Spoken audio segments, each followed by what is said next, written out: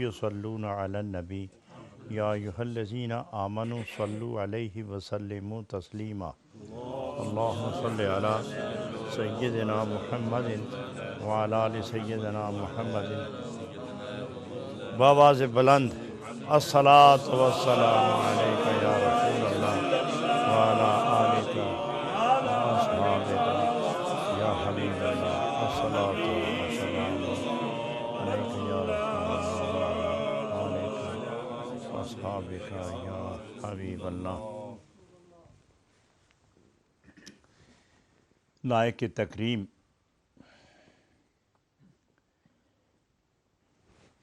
سامعین عظیم،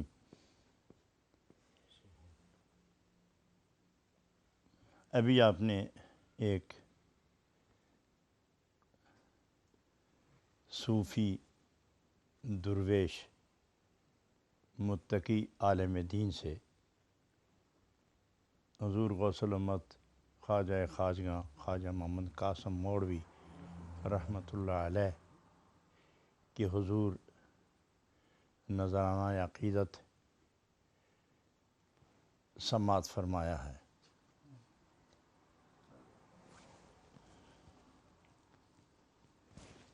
یہ انہی کی نظر عنایت اور قابل تسلیم کرامت ہے کہ مجھ جیسے ذرہ بے مقدار کو لباس وفا اور علم و حیا اور رائے سلوک میں استقامت کی دولت سے مالا مال فرمایا۔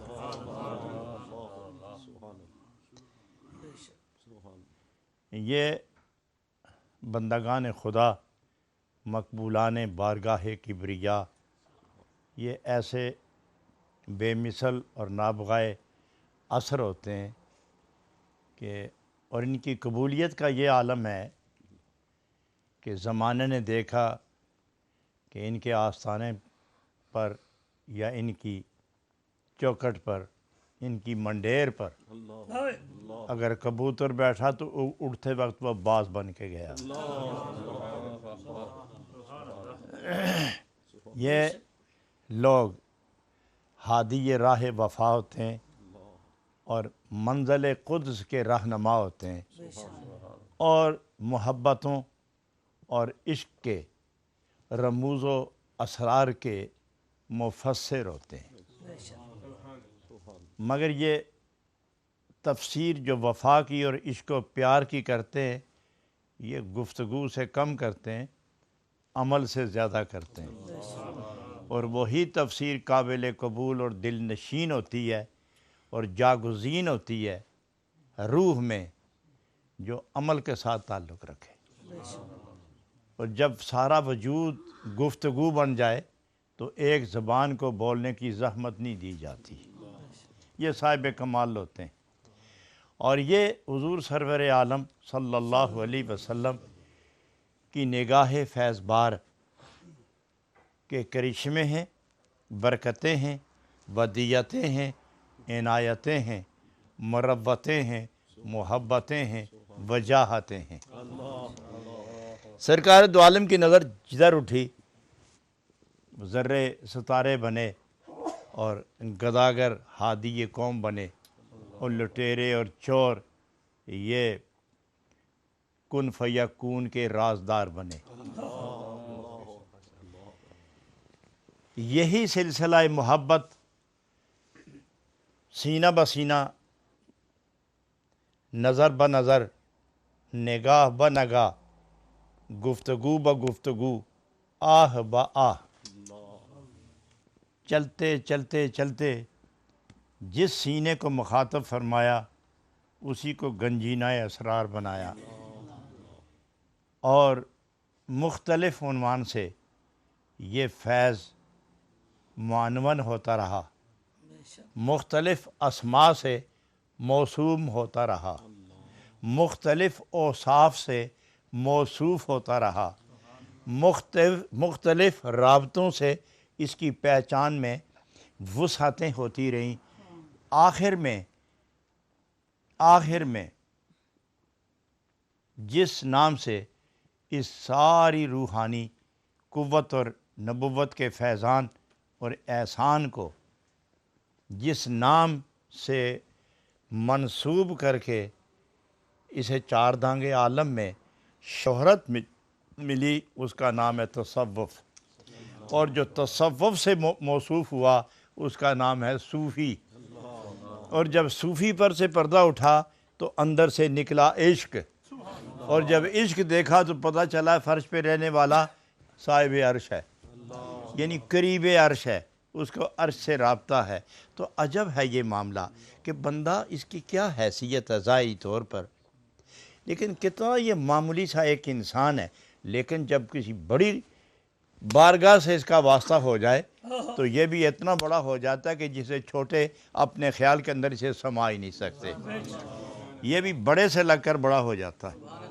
تو بہرکیف یہاں حضرت جناب جلال الدین رومی رحمۃ اللہ علیہ ارشاد فرماتے ہیں کہ یہ راہ وفا ہے، عشق سراسر وفا ہے، سراسر حیا، سراسر وفا، سراسر سخا، مجسم رہنما اور آشنائے بارگاہ کبریا۔ اس میں جو چلے گا پہلے قدم پر وفا کی پونجی لے کر چلے گا، پہلے قدم پر وفا، دوسرے قدم پر حیا، تیسرے قدم پر استقامت، اور چوتھے قدم پر فنائیت کا جذبہ کامل۔ یہ ہے اس راہ سلوک کے مسافر کے پہلے لوازمات سفر۔ یہاں وہ بڑی بڑی خوبصورت بات ارشاد فرماتے ہیں کہ حضرات صفات دو قسم کی ہوتی ہیں، بہت خوبصورت بات آپ نے ارشاد فرمائی کہ صفات دو قسم کی ہوتی ہیں۔ ایک صفت وہ ہوتی ہے کہ جو موصوف کے ساتھ رابطہ تو رکھے مگر کبھی زائل بھی ہو جائے، اور ایک وہ صفت ہے جو موصوف کے ساتھ اتنا قرب کا تعلق اور اتصال اور محویت اختیار کر لے کہ وہ اس کی پہچان اور حقیقت بن جائے۔ اب وہ ایک بات بڑی خوبصورت فرماتے ہیں کہ کب تک ان فانی رابطوں میں الجھے رہو گے، یہ کبھی نہ کبھی یہ رابطے ٹوٹیں گے، چھوٹیں گے، روٹیں گے۔ کیوں نہ آپ حقیقی رابطے کے اندر مربوط ہو جائیں کہ کسی وقت آپ سست بھی ہو جائیں تو تمہیں رابطہ نہ سست ہونے دے۔ اور وہ اس کی مثال دیتے ہیں، جیسے ایک آدمی بار بار کسی شے کو میٹھا کرنا چاہے تو وہ شکر استعمال کرتا ہے، اور جب تک شکر نہ رہے تو وہ میٹھی شے نہیں ہوتی۔ تو وہ فرماتے ہیں کہ شے کو بار بار میٹھا کرنا یہ اور بات ہے، لیکن اس شے کو ہی شکر بنا دینا یہ اور بات ہے۔ تو میں یہ تمہیں کہتا ہوں، اے رائے عشق کے مسافروں، شکر ساتھ لے کے نہ چلو، خود شکر بن کے چلو۔ یہاں آ کے وہ ایک مثال دیتے ہیں، چوں تو شیریں از شکر باشی بود، کان شکر گاہے ز تو غائب شود، چوں تو شیریں از شکر باشی بود، کان شکر گاہے ز تو غائب شود۔ جب تم شکر ساتھ لے لے کے چلتے ہو، تھوڑی تھوڑی دیر بعد چکھتے ہو، تو جب ختم ہو جائے گی تو منہ میں پھر کڑواہٹ آ جائے گی، تو تم اس منہ کو کب تک میٹھا کرو گے شکر کے ساتھ؟ ارے اس منہ کو نہیں، سارے جسم کو خود ہی شکر بنا لو۔ چوں شکر گردی ز تاثیر وفا، پس شکر کہ از شکر گردد جدا، پس شکر کہ از شکر گردد جدا۔ تو یہ جسمانی نفسانی خواہشات کی زد آنے والی جتنی صفات ہیں یہ عارضی ہیں، یہ فانی ہیں، یہ آج نہیں تو کل آپ کو چھوڑیں گی، کل نہیں تو پھر کبھی چھوڑیں گی۔ تم حقیقی محبت کا لباس پہنو، حقیقی محبت کا لباس پہنو، اور یاد رکھو جتنی یہ عارضی چیزیں ہوتی ہیں نا، یہ سب نفسانی خواہشات ہوتی ہیں، اور نفسانیت میں حقیقت نہیں ہوتی، اور حقیقت میں نفسانیت کا اثر نہیں ہوتا جب تک نفسانیت کا دور دورہ رہے گا۔ مجھے یہ چاہیے، مجھے وہ چاہیے، مجھے یہ چاہیے، مجھے ایسا ہونا چاہیے، کپڑا ایسا چاہیے، غذا ایسی چاہیے، یہ سب نفسانی خیالات ہیں۔ وہ یہ فرماتے ہیں کہ اگر تم راہ محبت میں وفا رکھو، وفا کس کے ساتھ؟ محبوب کے ساتھ، اور جب وفا کسی شے کو کامل ہونا دیکھو تو اس کو وفا کہتے ہیں۔ جو شے اپنے درجے میں حد کمال کو پہنچے وہ اس کو وفا کہتے ہیں، اور مرید جب پیر سے مل کے فنا ہو گیا مقام وفا پر فائز ہو گیا، اور امتی جلوہ نبوت کو حاصل کرنے میں کامیاب ہو گیا تو گویا مقام وفا پر فائز ہو گیا، اور بندہ جب خدا کے جلووں میں گم ہو گیا تو مقام وفا پر فائز ہو گیا ہے۔ تو اس لیے وہ فرماتے ہیں کہ وفا، حقیقت کی تحصیل کا نام وفا ہے، اور اس میں تسلیم، رضا، تسلیم، رضا، جو حکم قبول، جو چاہو منظور، جو چاہو منظور۔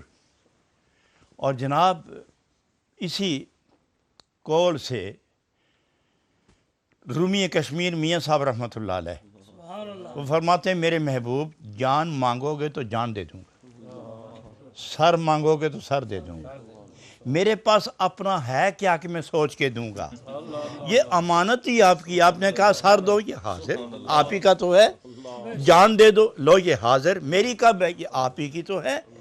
گویا آپ نے کچھ چیزیں اکٹھی کی ہیں، اس کا ایک نام ہے، اس میں سے کوئی شے اگر آپ لینا چاہیں تو کون ہوتا ہے میاں انکار کرنے والا؟ یہ تو سب تیرا ہی ہے۔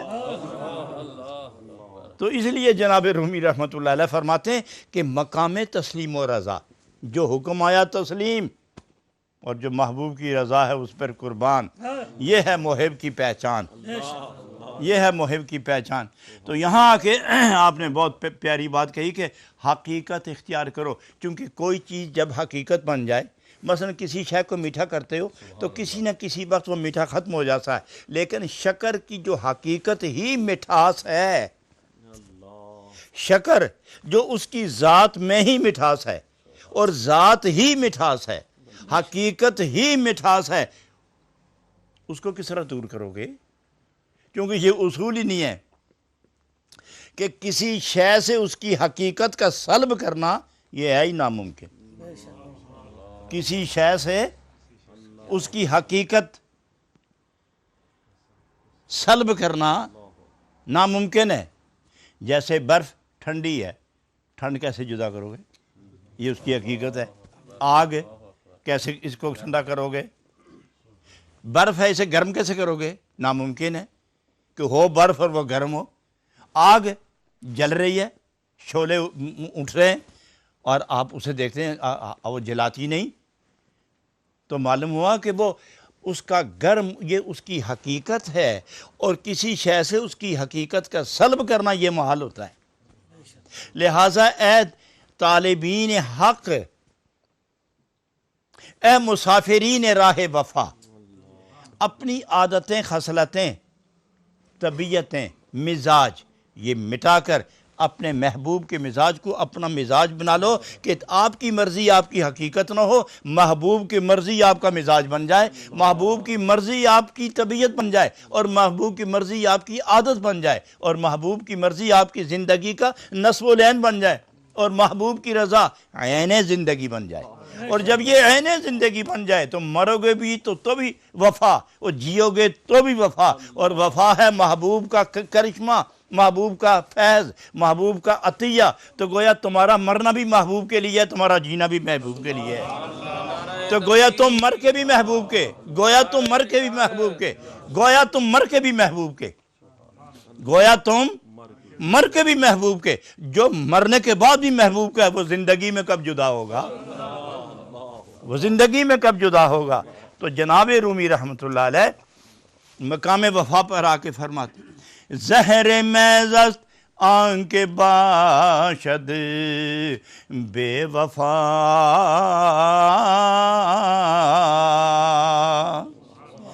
زہر محض آنکھ باشد بے وفا، حب لنا یا ربنا نعم الوفا، حب لنا یا ربنا نعم الوفا، زہر میزست آنکھ باشد بے وفا، بے وفائی ایک زہر ہے،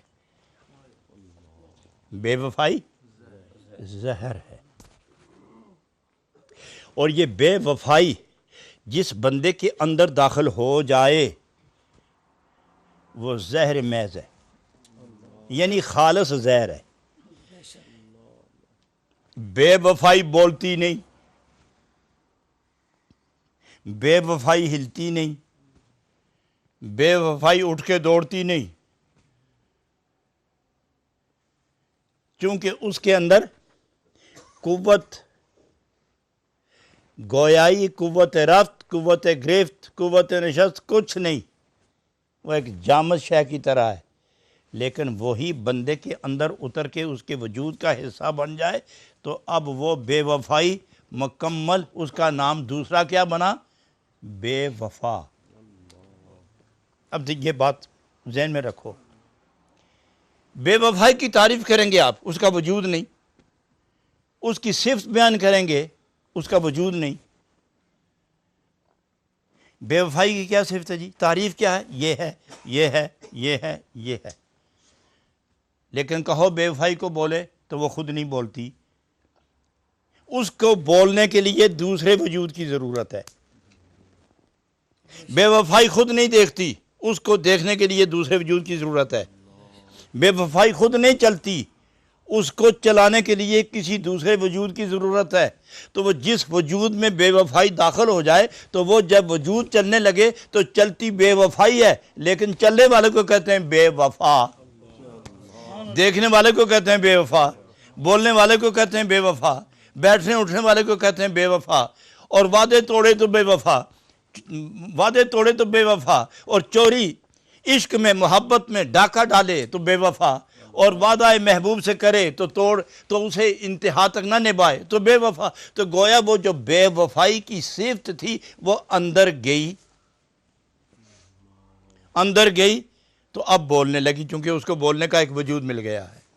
تو گویا یہ جو جتنا اب وہ آدمی تو بے وفا زہر نہیں تھا، لیکن یہ زہر جب اس کے اندر گیا، آنکھوں میں وہ بے وفائی آئی، زبان میں آئی، کان میں آئی، دل میں آئی، روح میں آئی، جگر میں آئی، ہاتھ میں آئی، دماغ میں آئی، سوچ میں آئی، فکر میں آئی، کردار میں آئی، گفتار میں آئی، سوچو پندار میں آئی، ہر جگہ آئی۔ تو پھر یہ انسان مجسم بے وفائی بن گیا۔ جب یہ مجسم بے وفائی بنا تو اس کو کہتے ہیں زہر میز، کہ یہ جدھر جاتا ہے زہر پھیلاتا جاتا ہے، یہ جدھر جاتا ہے زہر پھیلاتا جاتا ہے۔ تو اس لیے فرماتے ہیں کہ یہ جو دوست رائے وفا میں بے وفائی کرتے ہیں یہ زہر ہیں، یہ خود بھی مرے ہوتے ہیں، دوسرے کو بھی مار دیتے ہیں، یہ خود بھی رسوا ہوتے ہیں، دوسرے کو بھی رسوا کر دیتے ہیں۔ تو آگے حکم ہوتا ہے حب لنا یا ربنا نعم الوفا، اللہ کریم اگر تو نے کوئی اپنی بارگاہ میں سے ہم تجھے چاہنے والوں کو کوئی نعمت ملتی ہے تو وفا دے، وفا کہ تیرے سوا دوسری بات ہی ذہن میں نہ آئے۔ حضرات یہ بڑی خوبصورت بات ہے، چونکہ آپ درویش لوگ ہیں اور اس وقت میرے مخاطب تمام دنیا میں تمام اہل دل، صوفیہ، اہل وفا اور اللہ کو چاہنے والے اور نبی کریم علیہ الصلوۃ والسلام کو چاہنے والے اس وقت میرے مخاطب ہیں۔ جس طرح آپ ایک محبت کے باغ کے کھلے ہوئے پھول مجھے نظر آتے ہیں، میرے چشمے تصور میں اس وقت کروڑوں کھلے ہوئے پھول خوشبو رسول اپنے اندر اتارتے چلے جا رہے ہیں۔ تو یہ ہے زہر میزز آنکھ باشد بے وفا،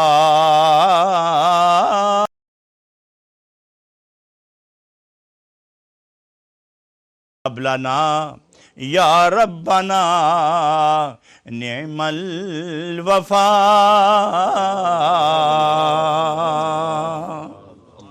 اب دیکھیے پہلے کیا کہا کہ یہ جو بے وفا دوست ہے نا، یہ زہر ہے، دفع کرو اس کو۔ اے اللہ کریم، اے اللہ کریم، اب ہم تم سے التجا کرتے ہیں، اللہ ہم تجھ سے التجا کرتے ہیں، تو نے چلایا اپنے راہ پہ، تو نے دکھائی بارگاہ حبیب پاک، تو نے نبی کی بارگاہ دکھائی، تو نے اپنے توحید کی میں چکھائی، تو نے اپنی محبت کی شراب پلائی۔ اب جو اس راہ پہ ہم چلیں تو تو اسے عرض ہے حب لنا یا ربنا نعم الوفا۔ تو تو نے جو اس پہ ہمیں چلایا ہے تو ہم التجا کرتے ہیں کہ وہ دولت دے جو دولت وفا کہلاتی ہے۔ اس لیے صوفیہ فرماتے ہیں کہ جب نماز میں آپ لوگ کھڑے ہوتے ہیں، نماز میں آپ لوگ کھڑے ہوتے ہیں تو کہتے کیا ہو؟ ایاکا نعبدو، کیا کہتے ہو؟ اب دیکھو تفسیر جلال الدین رومی کیا فرماتے ہیں اور باقی لوگ کیا تفسیر کرتے ہیں، ذرا اس پہ بھی توجہ فرمائیں۔ وہ فرماتے ہیں ایاکا نعبدو، میں تیری عبادت کے راہ پہ چل نکلا ہوں، میں تیری عبادت کے راہ پہ چل نکلا ہوں، میری آنکھ کو عبادت دے، میری زبان کو عبادت دے، میرے دل کو لذت عبادت دے، میرے قدموں کو عبادت دے، میرے ہاتھوں کو عبادت دے، میرے جسم گوشت پوست ہڈی رگ پٹھے اس کو خون اور بھیجا مغز اس کو عبادت دے، میری روح کو عبادت دے کہ ایاکا نعبدو، کہ میرا بال بال بولے ایاکا نعبدو، میری ہڈی ہڈی بولے ایاکا نعبدو۔ مگر میں یہ کب کر سکتا ہوں؟ لہذا اس منزل پر فائز رہنا یہ وفا ہے، اور وفا کو حاصل کرنے کے لیے اب میں تجھ سے التجا کرتا ہوں ایاکا نستعین، مدد تو دے گا تو میں چلوں گا، مدد تو دے گا تو میں چلوں گا۔ اس منزل اہتداء و وفا، یہ منزل اہتداء اور وفا، اس پر فائز قائم رہنے کے لیے میں کمزور کب کھڑا رہ سکتا ہوں؟ لہذا میں ادب سے عرض کرتا ہوں ایاکا نستعین، یہ جو دو کچھ تو نے دیا اس پر قائم رہنے کے لیے اب میں مدد بھی تجھ سے مانگتا ہوں۔ اس لیے وہ فرماتے ہیں زہر میزز آنکھ باشد بے وفا،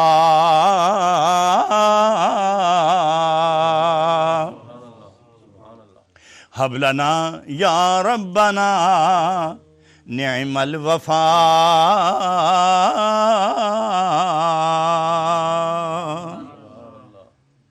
اس سے ایک قدم اور آگے جاتے ہیں، یہاں تلقین کرتے ہیں، یہاں نصیحت دیتے ہیں، یہاں اس منزل کو قطع طے کرنے اور اس منزل کی انتہا پر پہنچنے کا ایک دستور دے رہے، ایک منشور دے رہے اور وفا کی حقیقت سے آشنائی کا سبق دے رہے ہیں۔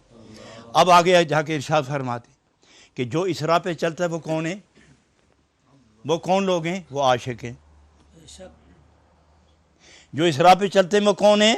عاشق ہیں۔ اب عاشقوں کو مخاطب کرتے ہیں، عاشق از حق چون غذا یا بد رحیق،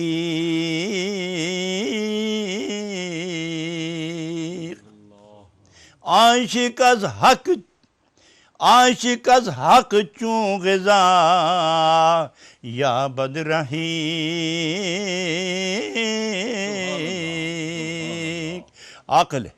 عقل آنجا گم شود گم اے رفیق،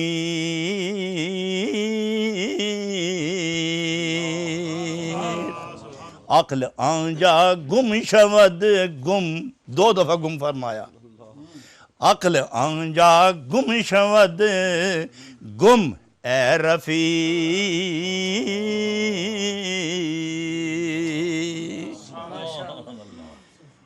عاشق از حق چوں غذا یابد رحیق، جس شراب کا نشہ نہ اترے اس کو رحیق کہتے ہیں، اور یہ شراب عشق حق ہے، یہ شراب وصل رسول ہے، یہ شراب وصل رسول ہے، یہ شراب قرب کبریا ہے۔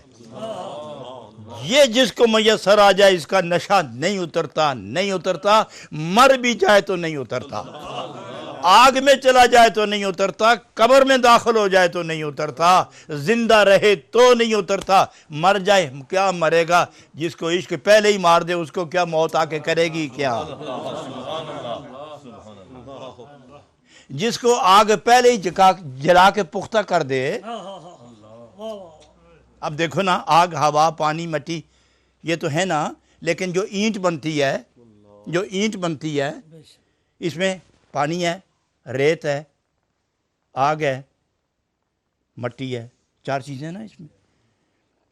اب اس کو بھٹے میں ڈالتے ہیں، 24 گھنٹے 48 گھنٹے یہ آگ جلتی رہتی ہے اور وہ مٹی جلتی رہتی ہے، اور جب جل کے پختہ ہو کے 48 گھنٹے کے بعد باہر نکلتی ہے تو پھر اس پختہ اینٹ کو قبر میں رکھو تو کچھ نہیں ہوتا، پانی میں رکھو تو کچھ نہیں ہوتا، واپس آگ میں رکھو تو کچھ نہیں ہوتا، ہوا میں رکھو تو کچھ نہیں ہوتا، زمین میں رکھو تو کچھ نہیں ہوتا، اور مکان بناؤ تو بنیادوں میں رکھو تو کچھ نہیں ہوتا، اس لیے کہ جو مرنے کی فنا ہونے والی چیزیں تھیں وہ پہلے ہی آگ نے جلا کے ختم کر دی ہیں۔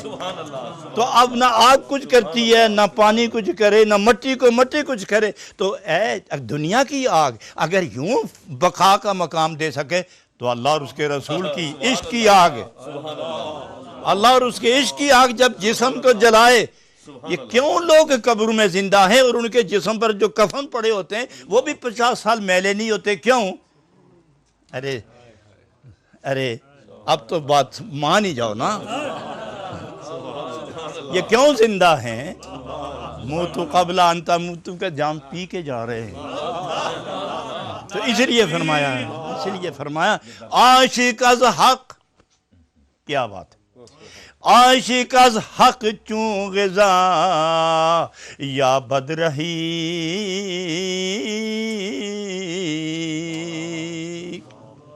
یہ عاشق جب اللہ کے قرب جا کے اس کے نشے وصال و محبت کا جب نہ ختم ہونے والے نشے والی جب شراب پیتا ہے، عقل آنجا گم شود گم، یہ عقل جو فطور کرتی ہے، یہ عقل جو مبدأ شرور ہے، یہ عقل جو پندار سے بعید ہے، یہ عقل جو رمز عشق جاننے سے محروم ہے، یہ وہاں گم ہو جاتی ہے۔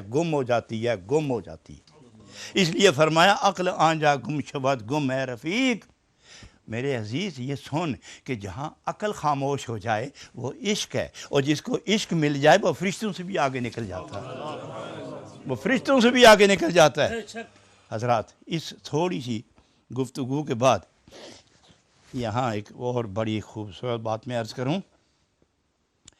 امیر خسرو فرماتے ہیں، سبحان اللہ، امیر خسرو بڑی مزے کی بات فرماتے ہیں، وہ یہ فرماتے نصیحت از خرد جستم خرد گفت، نصیحت از خرد جستم خرد گفت، کہ بر دیوانگان فرمان من نیست، کہ بر دیوانگان فرمان من نیست۔ میں نے اپنی عقل سے کہا کہ کوئی نصیحت کر،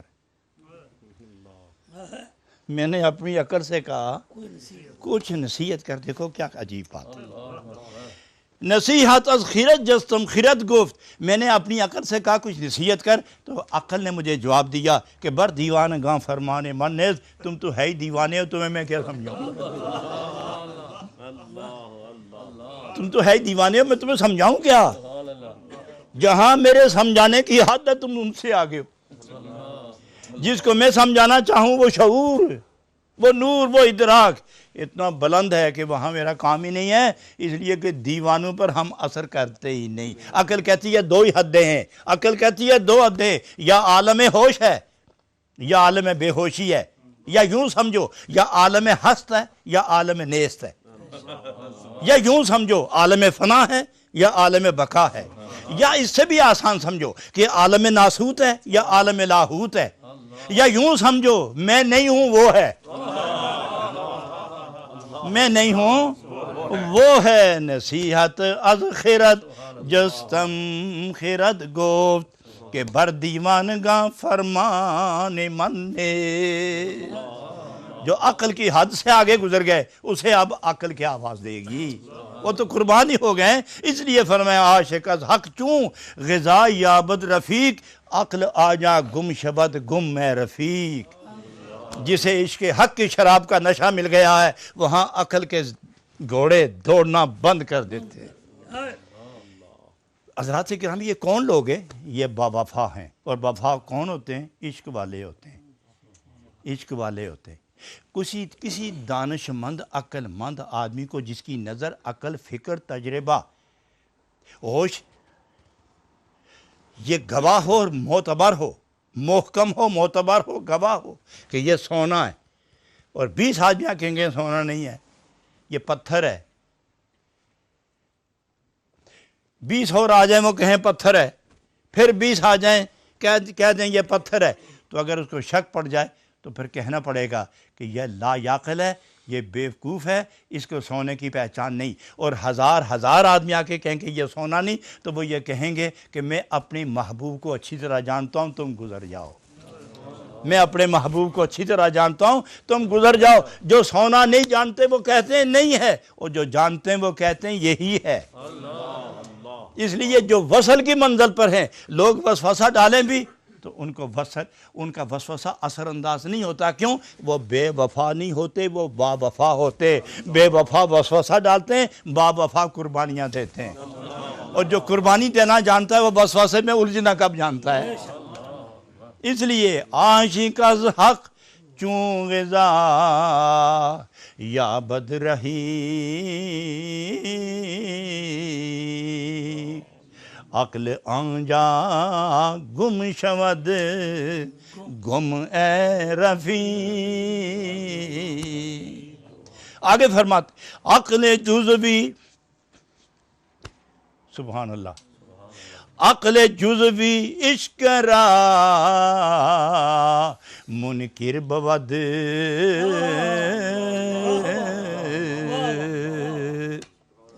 عقل جزوی عشق را منکر بود، گرچہ بن ماید کے صاحب سر بود۔ عقل جزوی تھوڑی سی عقل، معلوم ہوا کہ عقل کی 2 حدیں، ایک ہے عقل جزوی، ایک ہے عقل کلی۔ جو عقل ہدایت کے نور سے محروم ہو وہ عقل جزوی ہے، اور جو عقل نور ہدایت سے منور ہے اور جامع عشق سے نشہ چڑھانا جانتی ہے اور محبوب کی وصل کی کیفیتوں سے آگاہ ہو گئی ہے، وہ عقل کل عشق بن جانے کے بعد عقل جزوی پر تھوکتا ہے کہ تو بھی میری جنس تو ہے لیکن تم محروم ہے وصل سے اور میں کامل ہوں وصال سے۔ اس لیے تو عقل جزوی کیا کہتا ہے کہ یہ جو عشق کی باتیں سب جھوٹ ہے، یہ مراقبے سب جھوٹ ہے، یہ جو طلب یار کی بات ہے سب جھوٹ ہے،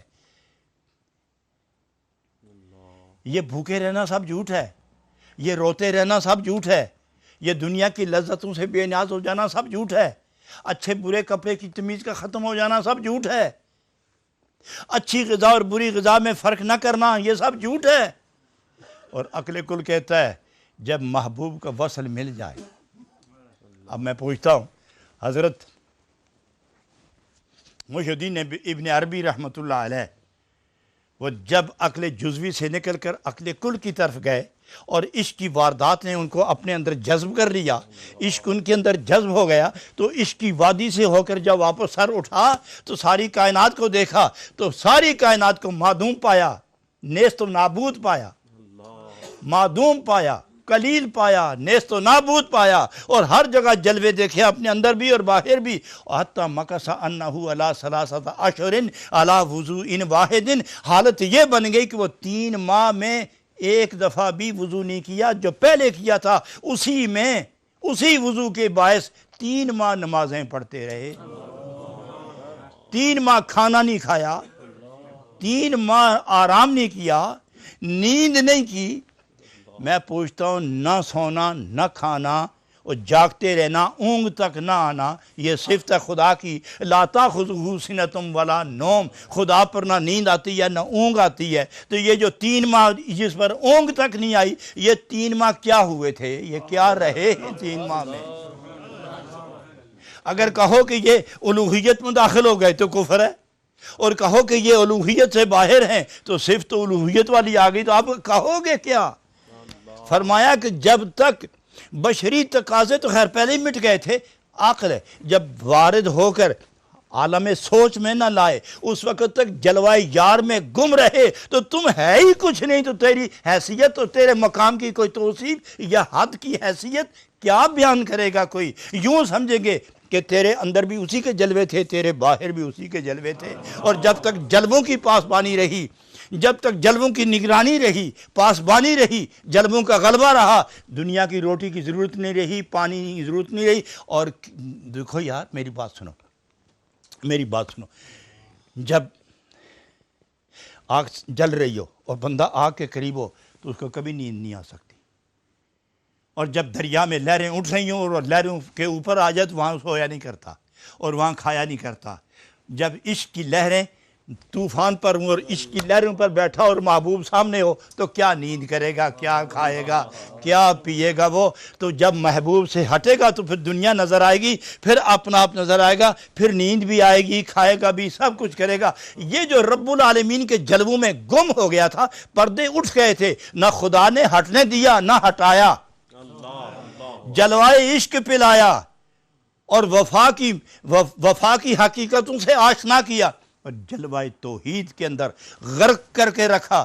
نہ نیند آئی، نہ کھانے کی ضرورت پڑی، کچھ بھی نہیں ہوا. تو یہ وہ لوگ ہیں جو عشق میں جل کر اپنے آپ کو ختم کر کے جب خدا کی مرضی کے مطابق ہوتے ہیں تو خدا انہیں ناسوت سے اٹھا کر لاہوت میں بٹھا کر اپنا بنا دیتا ہے.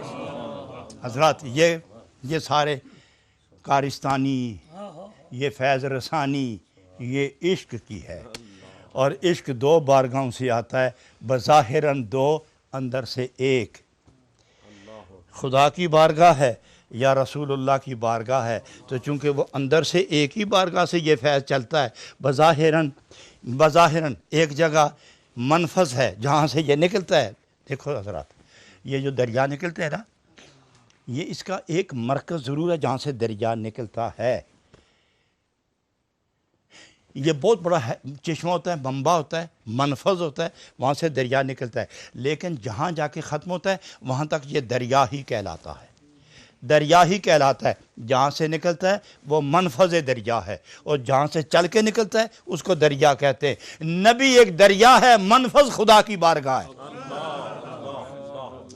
منفذ خدا کی بارگاہ ہے، چلتا خدا کی بارگاہ میں سے ہے. یہاں پانی پیو تو بھی وہی ہے، اور جہاں سے نکلتا ہے دریا وہاں سے پانی پیو تو بھی وہی ہے. بظاہراً 2 ہے کہ کراچی آ کے پانی پیو یا حیدرآباد میں پیو، یا یہ سندھ یا یہاں سے یہ نکلتا ہے وہاں جا کے پیو، دریائے سندھ ایک ہی ہے. تو خدا کی بارگاہ سے جو عشق نکلتا ہے یہ رسول اللہ کے دربار سے ہو کے آتا ہے، یہ رسول اللہ کے دربار سے ہوتا ہے. اور خدا بے حجاب اگر اپنا عشق پلائے تو ایک کو بھی ہوش نہ رہے. اور خدا اگر خود بخود اپنے جلوے دکھائے تو ایک بھی ہوش میں نہ رہے. نہ رہے کتاب اللہ، نہ کوئی دیکھے کہ یہ رسول اللہ ہیں، یہ کتاب اللہ ہے. ہوش ہی بھی نہیں ہوگا تو دیکھے گا کیا؟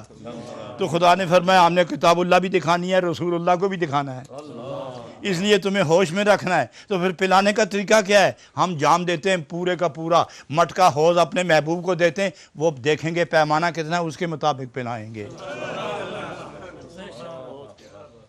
اس کو اس کے حیثیت کے آپ نے دیکھا نا، یہاں تو نہیں دیکھا میں نے، لیکن پاکستان میں ریفریجریٹر لگاؤ یا وہ دوسرا وہ کمرہ ٹھنڈا کرنے والا کیا کہتے ہیں اس کو، یہ ایئر کنڈیشنر، یہ جو لگاتے ہیں اندر تو اس کے ساتھ ایک سٹیپ لیزر لگاتے ہیں، ایک مشین۔ ارے یہ کیوں لگاتے ہو؟ اس لیے کہ بجلی کبھی بند ہوتی ہے، کبھی زیادہ ہوتی ہے، کبھی تھوڑی، تو جب زیادہ آئے گی تو یہ اس کو کنٹرول کرے گا، جتنی ریفریجریٹر میں ضرورت ہے یہ اتنی منتقل کرے گا۔ تو گویا ٹرانسفارمر سے لے کر یہ ریفریجریٹر تک درمیان میں ایک وسیلہ ہے، لینا اور دینا۔ واللہ یوتی وانا قاسم، واللہ یوتی وانا قاسم۔ تم کیا سمجھو تمہارے پیمانے کتنے اور وہاں سے خیرات کتنی آئے گی، کہیں مر ہی نہ جاؤ۔ تمہاری ضرورت ہے، اس لیے لیتا میں ہوں، دیتا بھی میں ہوں، تاکہ تم بچ بھی جاؤ اور لینے میں کامیاب بھی ہو جاؤ۔ یہ ہے شان مصطفیٰ، یہ ہے عاشقوں کا مزاج، مزاج عارفانہ، یہ ہے عاشقوں کا مزاج، مزاج عاشقانہ۔ یہاں آ کے یہ لوگ کامیاب ہوتے ہیں، تو اس لیے وہ فرماتے ہیں عقل جزوی عشق را منکر بود، گرچہ بن ماید کے صاحب سر بود۔ بظاہر معلوم ہوتا ہے عشق اور عقل ٹکر رہی ہے ان کی، بے شک عشق نے عقل کو نزدیک نہیں آنے دیا، بے شک سب پیچھے۔ اور عقل نے جب دیکھا کہ میرے یہاں گزارا نہیں تو کہا تو ہے ہی کچھ نہیں، تو ہے ہی کچھ نہیں، میں کچھ ہوں نا تجھے نظر آیا ہوں نا، یا اگر میں کچھ ہی نہیں تو پھر تجھے نظر کیسے آیا؟ کچھ ہوں نا، جو تم کہتے ہو تم کچھ نہیں ہو، کچھ ہے تو نظر آئے۔ کچھ ہوں نا کہتے ہو تم کچھ نہیں، اور اگر میں کچھ ہی نہیں ہوتا تو تم کا مخاطب کون ہے؟ اور عشق کیا کہتا ہے؟ اے دیوانے، کبھی تو پتھر کے آگے جھکتا ہے، کبھی سورج کے آگے، کبھی سانپ کے آگے، کبھی کتے کے آگے، کبھی بلے کے آگے، کبھی شیر کے آگے، کبھی تو آگ کے آگے جھکتا ہے۔ تو بھی کچھ ہے، تو بھی کوئی چیز ہے۔ ہم نہیں جھکتے، ہم نہیں جھکتے، بالکل نہیں جھکتے، جھکنا ہمیں آتا ہی نہیں، ہم نہیں جھکتے۔